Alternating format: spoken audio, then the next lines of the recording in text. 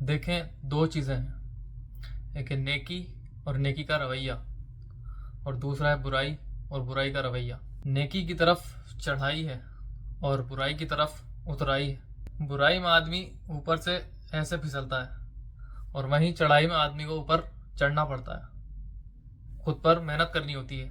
لیکن اگر کوئی شخص اوپر آنا چاہے یعنی اچھائی کی طرف بڑھنا چاہے تو یہ ممکن ہی نہیں کہ اس نیکی کے اثرات اس کی طبیعت پر، اس کے دل پر، اس کے دماغ پر نہ ہو۔ دو چیزیں ایک ساتھ نہیں ہو سکتی، یا تو اترائی ہو سکتی ہے، چڑھائی ہو سکتی ہے۔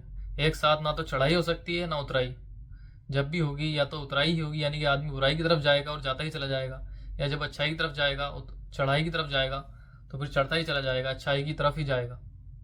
ایک وقت میں دونوں چیزیں ہونا ممکن ہی نہیں ہے۔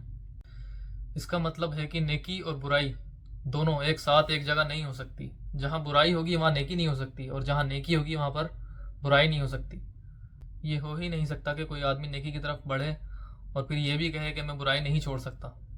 نیکی کی طرف آدمی اگر بڑھے گا تو اللہ تعالیٰ اس کے لیے وسائل پیدا کرے گا، لیکن اس کے لیے نیکی کی طرف بڑھنا تمہیں ہی پڑے گا۔ قرآن شریف میں سورہ عنکبوت کی ایک آیت ہے جس میں اللہ تعالیٰ کہتا ہے، جو ہماری راہ میں جہاد کرے گا اس کے ساتھ ہماری مدد ضرور آئے گی۔ جہاد کے معنی ہے کوشش کرنا، اسٹرگل کرنا۔ کوشش کرنا ہمارا کام ہے اور پھر وسائل بنانا اللہ تعالیٰ کا کام ہے۔ ساری بات کا خلاصہ یہ ہے کہ برائیوں کو روکنے کا راستہ نیکیاں ہیں اور نیکیوں کو روکنے کا راستہ برائی ہے۔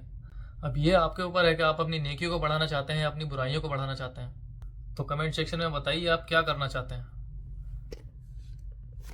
السلام علیکم۔